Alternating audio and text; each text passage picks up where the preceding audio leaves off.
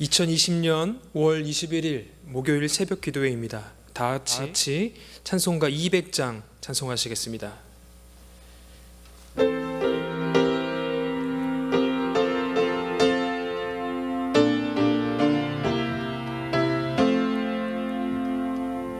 달고 묘한 그 말씀, 생명의 말씀은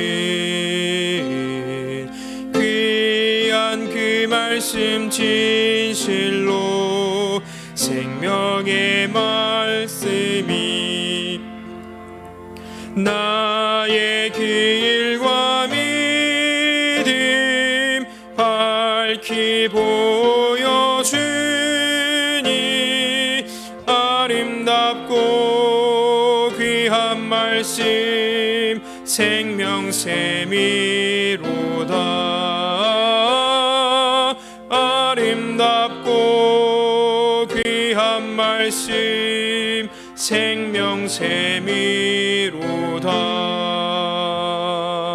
귀한 주님의 말씀은 내 노래 되도다. 모든 사람을 살리는 생명의 말씀을 값도 없이 받아 생명길을 가니, 아름답고 귀한 말씀 생명샘이로다.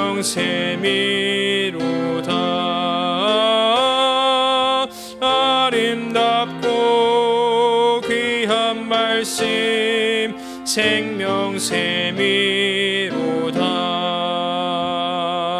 널리 울리어 퍼지는 생명의 말씀은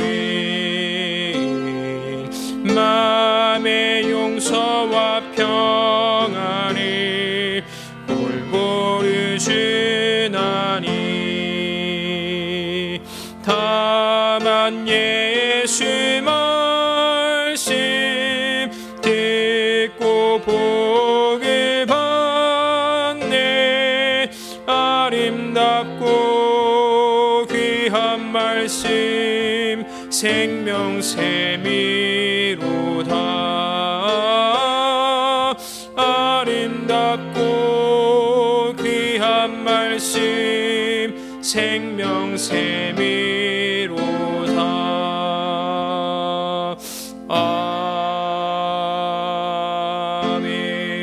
아멘. 사도신경으로 신앙 고백하시겠습니다. 전능하사 천지를 만드신 하나님 아버지를 내가 믿사오며, 그 외아들 우리 주 예수 그리스도를 믿사오니, 이는 성령으로 잉태하사 동정녀 마리아에게 나시고 본디오 빌라도에게 고난을 받으사 십자가에 못 박혀 죽으시고, 장사한 지 사흘 만에 죽은 자 가운데서 다시 살아나시며, 하늘에 오르사 전능하신 하나님 우편에 앉아 계시다가 저리로서 산자와 죽은 자를 심판하러 오시리라.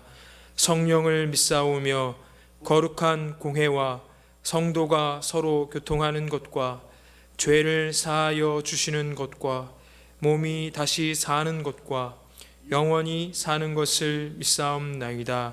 아멘. 우리 찬송 204장 함께 찬송하시겠습니다.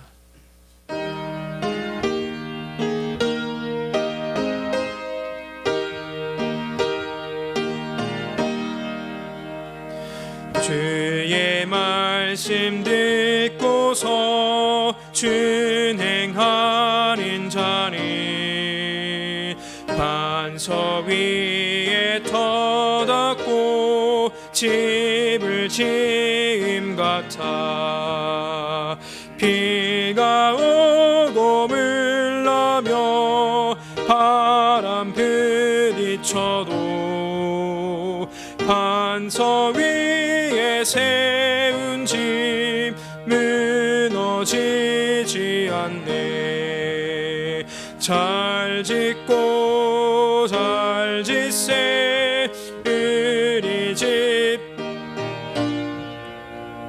만세만 저 위에다 우리 집 잘 짓세 주의 말씀 듣고도 행치 않는 자니 모래 위에 터닫고 집을 짐 같아 비가 오고 물나며 바람 부딪힐 때 모래 위에 세운 집 그게 무너지네 잘 짓고 잘 짓세 우리 집 잘 짓세 만세 반석 위에다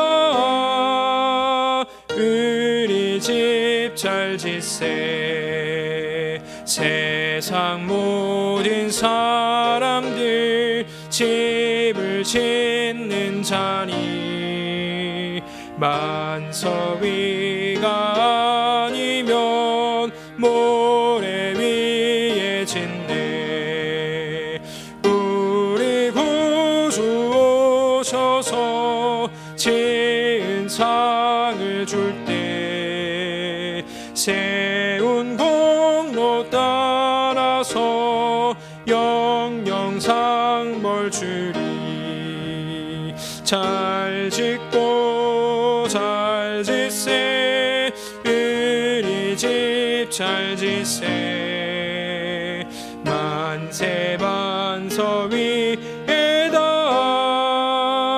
우리 집 잘 짓세 아멘. 52주 성구암송 20주차 말씀 잠언 13장 20절 잠언 13장 20절 말씀을 함께 읽겠습니다. 지혜로운 자와 동행하면 지혜를 얻고 미련한 자와 사귀면 해를 받느니라. 아멘. 오늘 이 새벽에 함께 나눌 하나님의 말씀은 신명기 21장 15절에서 23절까지의 말씀입니다. 신명기 21장 15절에서 23절입니다. 제가 봉독하겠습니다. 어떤 사람이 두 아내를 두었는데 하나는 사랑을 받고 하나는 미움을 받다가 그 사랑을 받는 자와 미움을 받는 자가 둘 다 아들을 낳았다 하자 그 미움을 받는 자의 아들이 장자이면 자기의 소유를 그의 아들들에게 기업으로 나누는 날에 그 사랑을 받는 자의 아들을 장자로 삼아 참 장자 곧 미움을 받는 자의 아들보다 앞세우지 말고 반드시 그 미움을 받는 자의 아들을 장자로 인정하여 자기의 소유에서 그에게는 두 몫을 줄 것이니 그는 자기의 기력의 시작이라. 장자의 권리가 그에게 있음이니라. 사람에게 완악하고 패역한 아들이 있어 그의 아버지의 말이나 그 어머니의 말을 순종하지 아니하고 부모가 징계하여도 순종하지 아니하거든 그의 부모가 그를 끌고 성문에 이르러 그 성읍 장로들에게 나아가서 그 성읍 장로들에게 말하기를 우리의 이 자식은 완악하고 패역하여 우리 말을 듣지 아니하고 방탕하며 술에 잠긴 자라 하면 그 성읍의 모든 사람들이 그를 돌로 쳐 죽일지니 이같이 내가 너희 중에서 악을 제하라. 그리하면 온 이스라엘이 듣고 두려워하리라. 사람이 만일 죽을 죄를 범함으로 내가 그를 죽여 나무 위에 달거든 그 시체를 나무 위에 밤새도록 두지 말고 그날에 장사하여 내 하나님 여호와께서 내게 기업으로 주시는 땅을 더럽히지 말라.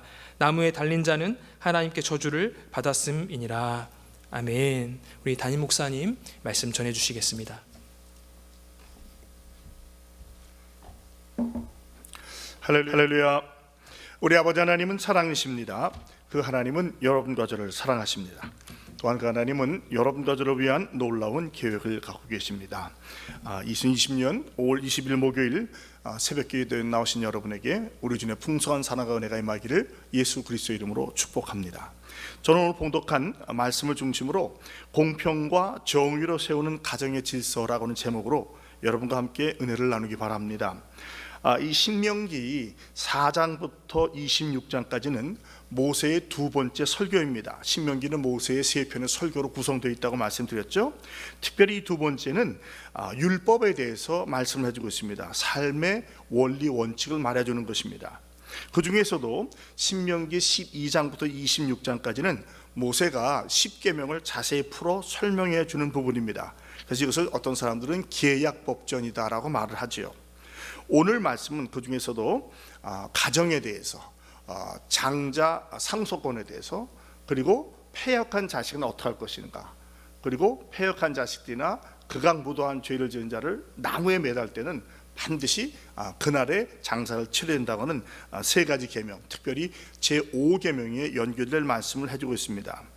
15절로 17절까지는 장자 상속권에 대해서, 또 18절로 23절까지는 패륜한 자식에 대해서, 그 중에서도 22절과 23절은 그들에 대한 장사법에 대해서 말해주고 있습니다.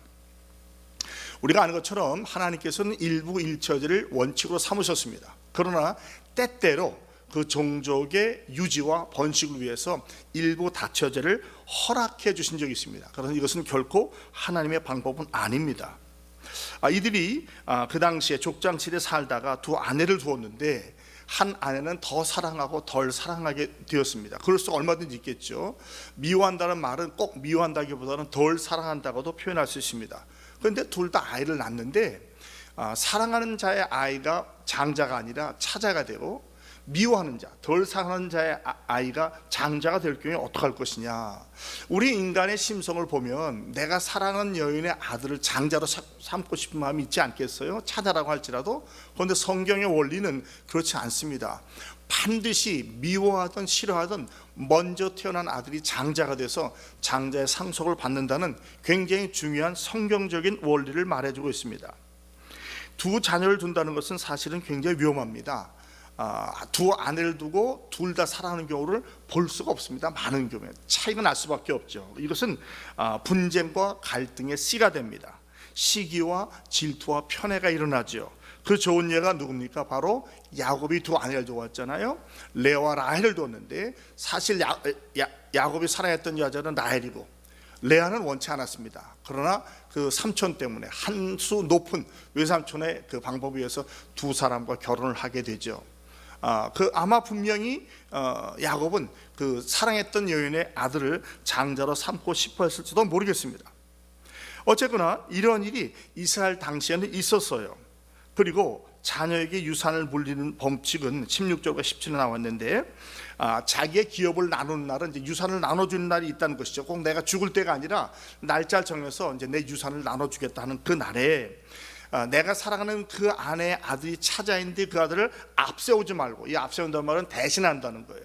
참 장자를 두고 이를 앞세우지 말고 반드시 미움을 받더라도 그 아내의 아들 참 장자를 인정해서, 자기 소유라는 것은 전체를 말합니다. 모든 소유를 나눠줘야 되는데 두 몫을 준다는 것이죠. 두 몫은 절반이 아니라 모든 형제에게 주는 몫에 있어서 두 몫을 주는 거예요. 예를 들면 둘이다 그러면 세 몫을 만들어서 두 몫을 장자에게 두고 나머지 한 몫을 차자에게 주는 겁니다. 셋이라 그러면 네 몫을 만들어 가지고 둘을 장자 주고 나머지 하나씩 주는 그런 것을 이야기하죠. 왜냐하면 그 이유는 이는 그가 자기의 기력의 시작이다. 즉 자기의 모든 것의 시작이고 장자의 권리가 그에게 있다고 말합니다. 장자에게 재산을 주는 것은 굉장히 중요한데, 장자가 누리는 상속권은 세 가지가 있습니다. 첫 번째는 재산을 받습니다. 두 번째는 그 가족을 대표하는 대표권을 받습니다. 세 번째는 축복권을 받습니다. 그러니까 이스라엘 사람들은 지금도 보수적인 이스라엘 가정은 아버지가 세상을 떠나 자녀들 다 모아놓고 아버지가 하나하나 안수하면서 복을 준다고 합니다. 이 세 가지가 재산권, 대표권, 축복권이 장자가 누리는 장자권입니다. 기본적으로 장자는 다른 형제의 2배를 받는다고 했고요. 또 지도자의 권한도 받는다고 했습니다. 만약에 딸만 있을 때는 어떻게 하느냐? 딸도 받을 수가 있습니다. 단 이 딸이 반드시 그 종족 안에 있는 남자하고 결혼해야 돼요. 그러니까 사위가 사실은 받는 거죠. 근데 이 사위는 다른 족속의 사람이 돼서는 안 됩니다. 그렇게 될 때는 이 집안에 있던 재산이 다른 집안으로 넘어가기 때문에 그것은 용납이 되지 않습니다. 아니 그러면 무자식하면 어떡합니까? 무자할 때에는 두 가지가 경우가 있었는데 그 출애굽 전에는 종이 받을 수 있어요. 가장 신뢰하는 종이 그 집안의 이름을 따라 받을 수가 있고, 또 출애굽 이후에는 뭐냐면 그 집안의 친척 중에서 받아서 대신할 수 있습니다. 어찌 보면 우리 한국에서 유산을 물려주는 것과 굉장히 비슷합니다. 종손이 자녀가 없으면 그 종손의 형제 중에서 아들이 있는 사람이 그 아들이 양자로 들어가잖아요. 그래서 집안을 물려받기도 하고, 종종 역사를 보면 한 집안의 대가 끊어질 때는 대를 끊기보다는 다른 사람을 데려와서 양자로 삼아서 유산을 물려주는 경우도 있었습니다. 그러니까 우리 같은 동양 문화이기 때문에 굉장히 비슷한 점이 있죠. 중요한 것은 이 장자는, 참 장자는 반드시 장자권을 물려받게 해서 그 집안을 이어간다는 중요한 의미가 있습니다. 18절로 23절까지는 이제 그 폐류나, 특별히 21절까지 폐류나 부모님께 순종하지 않는, 내 부모를 공경하라고 하는 약속 있는 첫 계명을 거역하는 그런 자녀가 있을 때에, 아들이 있을 때 어떻게 하느냐. 여기 뭐 18절에 완악하고 패역한 아들이라고 합니다. 이 완악하다는 것은 아주 고집이 세고 부모님께 불순종하는 거예요. 패역하는 것은 반항하고 불량한 겁니다. 이 두 가지를 하나로 묶는다면 불순종입니다. 불순종. 부모의 말에 순종하지 않는 거예요. 그러면 이렇게 말을 순종하지 않는 자를 부모가 말로 해도 안 듣고 징계, 또 채찍이나 매를 대도 안 들을 때는 잡아가지고 끌고 성문 앞으로 갑니다. 이스라엘은 종족 시대에는 그 성 앞에 성문이 있는데 아주 높지는 않아요. 제가 가본 바에 보통 제 키에 2배 내지 3배 되는 성문이 있는데 성이 두꺼워서 그 위에 의자가 있고 장로님들이 앉아 계십니다. 그러면서 그 성문으로 지나가는 사람들의 모든 대소사를 관장을 하는데, 간단히 말하면 지방 법원이 되는 거죠. 재판소에 가서 그 이야기를 합니다. 내게 이런 아들이 있는데 패역하고 완악합니다. 우리 말을 듣지 않습니다. 방탕하며 술 취한다. 더 심하게 말해요. 방탕하다는 것은 뭡니까? 오늘 보면 많이 먹는다. 밥만 먹고 일도 안 합니다. 술 취한다는 것은 우리 말하면 술고래입니다. 술떡에 빠져 사는 녀석입니다 라고 말을 하면 성읍의 모든 사람들이 확인된다면 그를 돌로 죽입니다.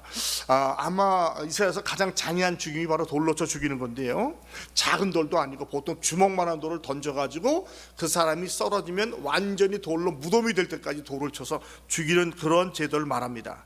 중요한 것은 뭐냐면 21절에 이같이 내가 너희 중에서 악을 제하라. 즉 부모 불순종에 대한 악을 제어하는 것입니다. 그러면 온 이스라엘이 듣고 두려워할 것이다. 일벌백계를 말하는 것이죠. 그러면 왜 이렇게 부모에게 불순종하는 자녀가 이런 어려움을 당합니까? 그것은 이스라엘 민족이 갖고 있던 성경적인 원리이기 때문에 그렇습니다. 이스라엘 민족의 부모는 하나님의 대리자고 하나님의 동역자입니다. 그들이 영적으로 하나님을 섬기지만 그 이 세상에서 하나님 좀 섬겨야 할 분이 부모님이기 때문에 그렇습니다. 자녀들이 제일 먼저 만나는 그 하나님을 대표하는 분이 부모님이거든요. 그러니까 부모님께 불순종한다는 것은 하나님께 불순종한다는 거예요. 그것은 하나님께서 받아들일 수 없는 것입니다. 그래서 모든 사람과 민족이 알 수 있도록 돌로 쳐서 죽이고 모든 족속에게 알게 합니다. 그 방법이 뭐냐면 공문을 보내는 거예요. 어느 날 어느 성 앞에서 어떠어떠한 이유로 누구누구의 아들을 돌로 쳐 죽였다라고 공문을 다 보냅니다. 그 공문을 보면 이스라엘 백성들이 겁을 나는 거예요. 이거 얘기하면 큰일 나겠구나 라고 함으로 말미암아 부모님께 불순종하는 자녀, 약속 있는 첫 계명을 어기는 자가 없게 하는 것이 이스라엘 민족의 중요한 원칙이고 전승이었습니다. 그리고 22절과 23절을 보면 사람이 만일 죽을 죄를 범함으로라고 해서 어떻게 보면 학자들의 의견이 다른데, 이거는 21절과 연결되는 것이 아니라고 하지만 많은 학자들은 바로 이 돌에 맞아 죽은 자가 죽을 죄를 범했기 때문에 같이 포함된다고 말합니다. 즉 극악무도한 죄나 전쟁의 포로를 죽일 때는 바로 죽여서 나무에 매답니다. 나무에 매다는 것은 여기서는 교수형을 말하는 게 아니고 돌로 쳐 죽인 다음에 나무에 매다는 걸 말해요. 그런데 이것이 신약시대까지 넘어가다 보면 교수형에 취하는 것도 말하는 것이죠. 이 두 가지를 다 말합니다. 이런 자들을 교수형에 처하는 이유가 뭡니까? 바로 사형수 자신에게는 치욕과 불명예, 수치와 모욕을 당하게 하는 것이고, 그것을 바라보는 보는 자들에게는 경고와 공포를 삼아서 경각심, 나는 이렇게 살면 저렇게 살면 안 되겠다는 것을 깨닫게 해주는 것이고, 또 법을 집행하는 사람에게는 이 법이 얼마나 엄중한지를, 하나님의 법의 소중한 점을 알려주는 것입니다. 그래서 먼저 죽였다가 나무에 매달리든지 교성을 당하든지 중요한 것은 일벌백계함으로 말미암아 이스라엘 가운데서 이런 죄가 없게 하는데, 중요한 원리가 23절에 나왔죠. 밤이 새도록 달아두면 안 됩니다. 반드시 그날 해지기 전에 장사를 해야 됩니다. 또 그렇게 함으로 말미암아 주님이 주신 땅을 더럽히지 않는 거예요. 왜냐하면 나무에 달린 자마다 다 저주를 받은 자라고 말을 했거든요. 여러분 어서 많이 기억나시죠? 사도 바울이 그 얘기했잖아요. 예수님께서 십자가 달릴 때 나무에 달린 자마다 저주를 받은 자라고 얘기했고, 우리 주님께서 십자가 달리셨을 때도 아리마대 요셉이 해지기 전에 찾아가서 주님의 몸을 달라고 하는 것이 해지기 전에 장사를 하는 것이 그들의 법이었기 때문입니다. 그러니까 우리가 조금 더 보면 바로 이렇게 달린 분이 예수 그리스도예요. 가장 극악무도한 죄를 져서 사형에 해당한 자를 죽일 때 이런 행위를 하지만, 이것은 바로 신약에 있어서 예수님께서 십자가에 달려 돌아갈 것을 예표하는 것입니다. 그만큼 이것이 중요한 거예요. 그러니까 우리도 이것을 기억하고 이 말씀을 보면서 우리 주님께서 우리를 어떻게 사랑하셨는가, 어떻게 우리를 위해서 십자가에 달려 돌아가셨는 것을 기억해야 됩니다. 예수님은 장자 되셨습니다.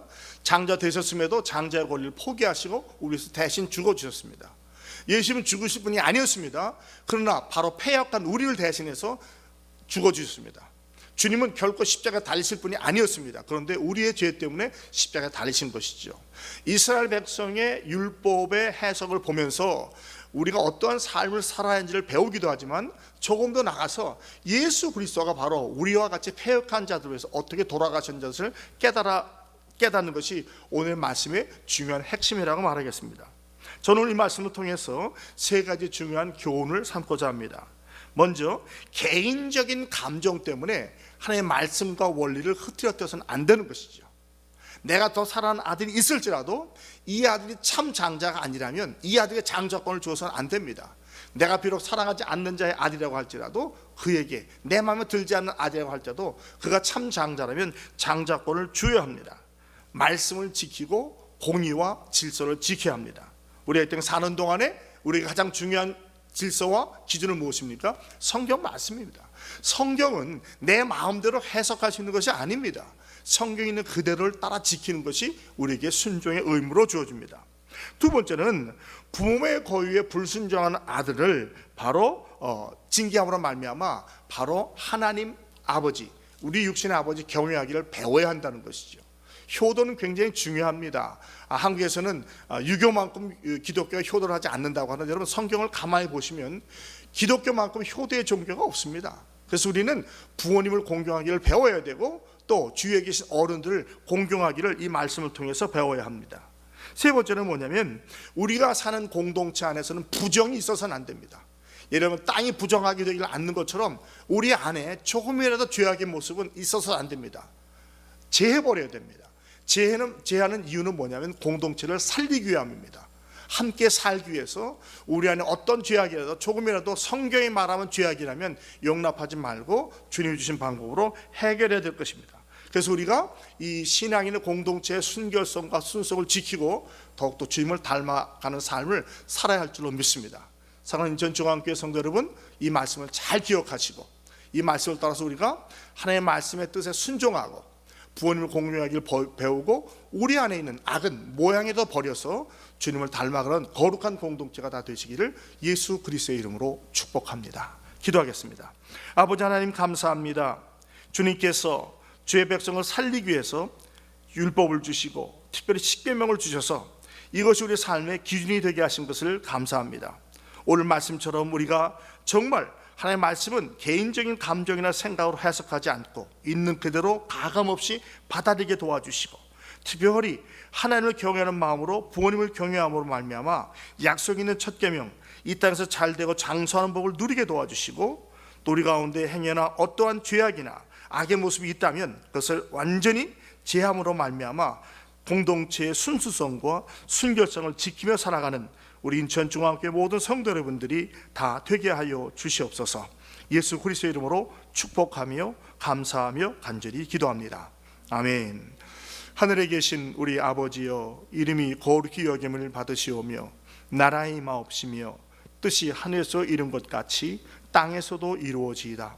오늘날 우리에게 일용할 양식을 주옵시고 우리가 우리에게 죄 지은 자를 사하여 준 것 같이 우리 죄를 사하여 주옵시고 우리를 죄에 들게 하지 마옵시고 다만 악에서 구하옵소서. 대개 나라와 권세와 영광이 아버지께 영원히 있사옵나이다. 아멘. 우리 오늘도 함께 기도하길 바랍니다. 오늘 말씀을 생각하면서 이 나라와 민족을 위해서, 남과 북의 통일을 위해서, 또 한국 교회를 위해서, 우리 교회에 있는 선교사님들과 연약한 지체를 위해서 주님 한번 부르짖고 기도하다가 자 이렇게 돌아가겠습니다.